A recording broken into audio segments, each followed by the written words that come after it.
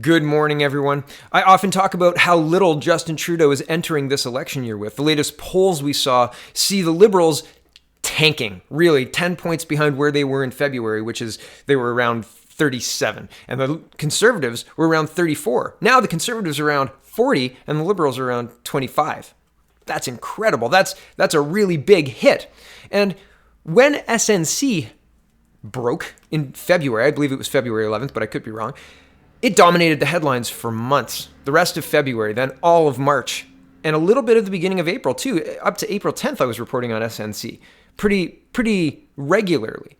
And that's a problem because people weren't happy with how Mr. Trudeau handled it. She experienced it differently. They experienced it differently. And then removing multiple Liberals from caucus, reducing their majority from 184 seats to, well, Scott Bryson's gone, and Jody Wilson-Raybould and Dr. Philpott and Cesar Chavez, et cetera, et cetera, et cetera. All of these Liberals have been dispelled from cabinet or quit of their own volition, to go to Bank of Montreal, et cetera. And so all of this stuff is combining. People are understanding that the Liberals are bad at governing. They're bad at their job. And even more than that, they're scandal plagued. There are scandal upon scandal upon scandal.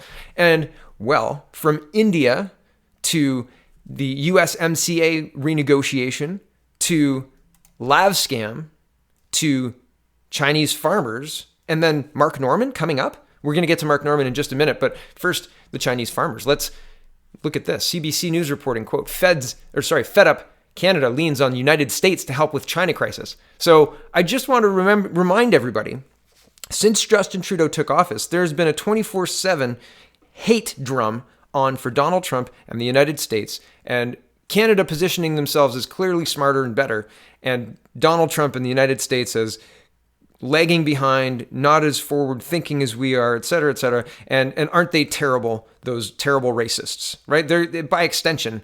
For the last 3 years, it's incredible. I mean, the Trump hate and the Trump derangement syndrome is almost worse in Canada than it is in the United States. People really dislike Donald Trump, and it's incredible. So now that Canada needs Donald Trump and his administration to help, now they're saying he has to help us? After, insulting the man. And the G7 negotiations last year had a bit of a row between Mr. Trudeau and Mr. Trump. And really, it's incredible. It's incredible. All of the political movement that's happened has seen Canada misstep and misstep and misstep. And yes, the arrest of Meng Wanzhou triggered the animosity from China at this point in time. And that was triggered by Donald Trump requesting the extradition. But do you think that possibly Justin Trudeau's behavior led up to all of that? Do you think maybe Justin Trudeau has a hand in this? Is the reason this is happening? Possibly. Look at our newspapers for the last 3 years. It's incredible. Back to the article. Canada's agricultural sector struggling during trade disputes with China. Canada is leading on the United States to help settle a dispute with China, which has started to block imports of vital Canadian commodities amid a dispute over a detained Huawei executive. It's a sign of increasing frustration at what it sees as a lackluster U.S. response. Prime Minister Justin Trudeau's government is signaling it could withhold cooperation on major issues. China has upped the pressure on Canada in recent weeks over the arrest of Huawei Technologies Limited Chief Financial Officer Meng Wanzhou, arrested in December on a U.S. warrant. It halted Canadian canola imports last week, suspended the permits of 2 major pork producers. After Meng's Vancouver arrest, Chinese police also detained 2 Canadian citizens. Beijing is refusing to allow a Canadian trade delegation to visit, forcing officials to use video conference calls as they try to negotiate a major threat to commodity exports. Hey, so they can use video conference calls to negotiate trade disputes? Isn't that interesting? Because that saves on flying.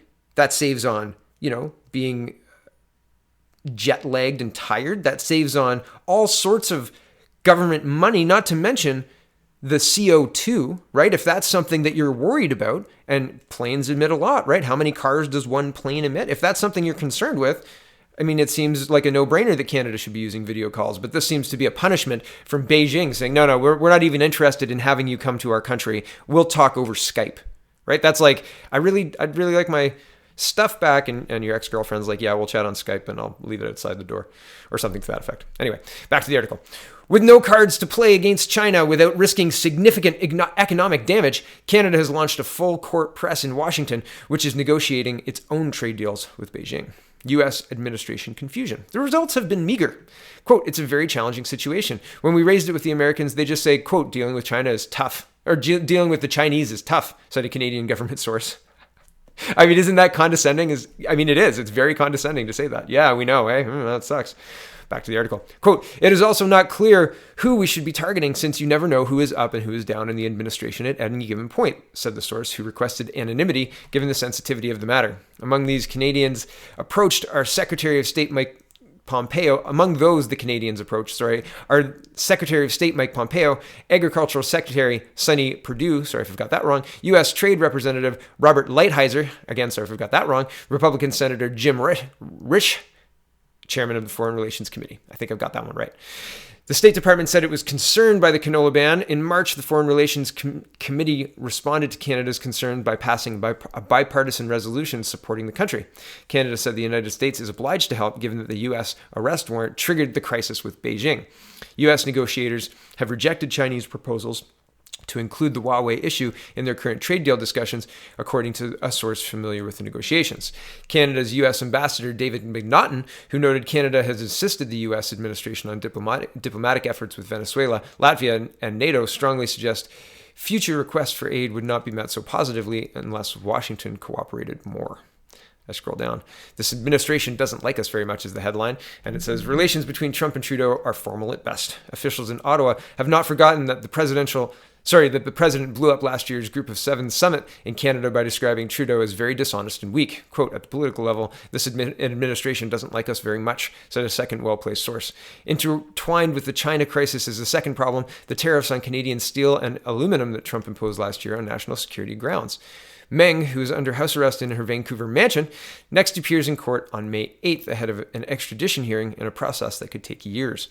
McNaughton said part of Canada's frustration also stems from a lack of information on U.S. intentions toward Meng. Trump has previously suggested that charges against her could be dropped if that would help the trade talks. Quote, what we said is we'd like to have a little bit better sense of what your plans are in terms of dealing with her. Are you engaged in negotiations over a plea deal, he said?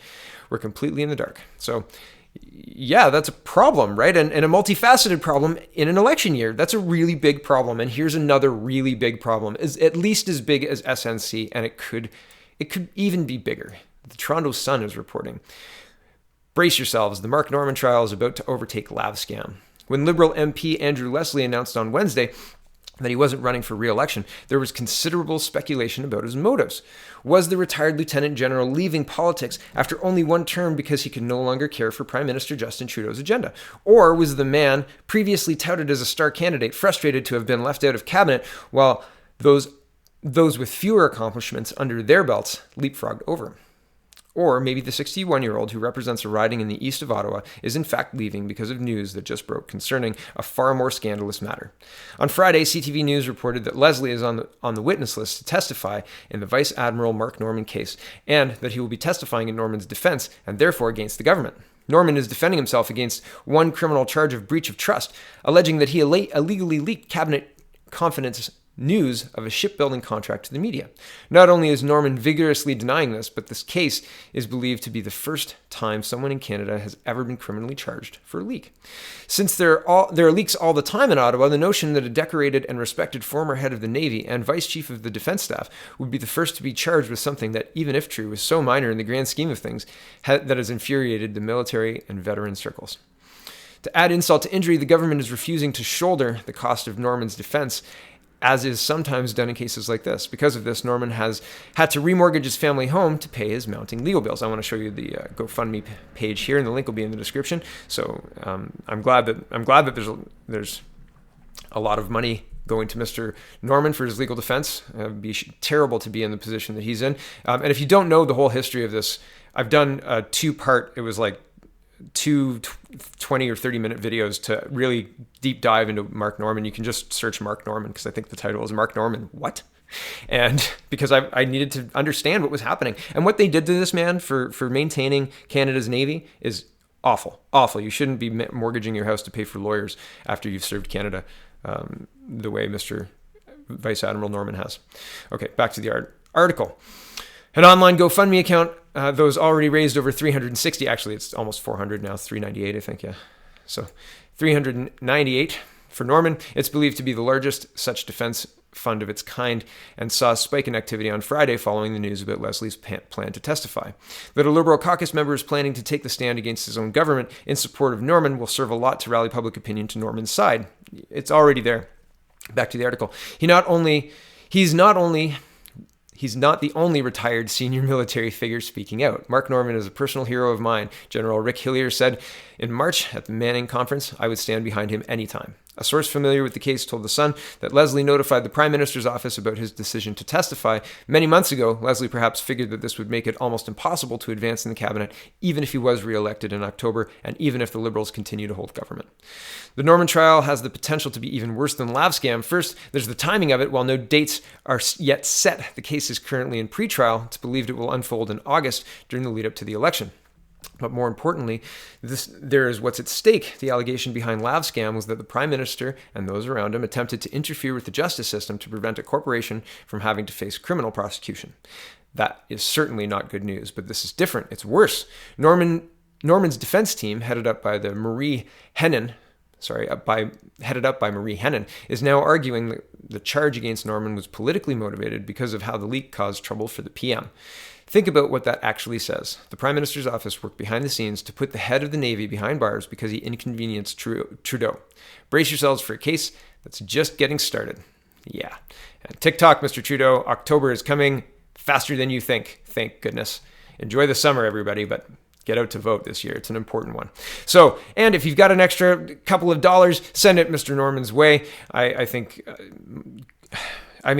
this is a complicated case, etc., but if you look at the case, you can see that what they're doing to him is completely not fair. So, have a wonderful day, everybody. Thanks for watching. Check out thepeoplespartyofcanada.ca because the choice is clear, everyone. The choice is clear. Look at that. You've got blue or like a weird liberal-looking orange color. Have a great day, everyone.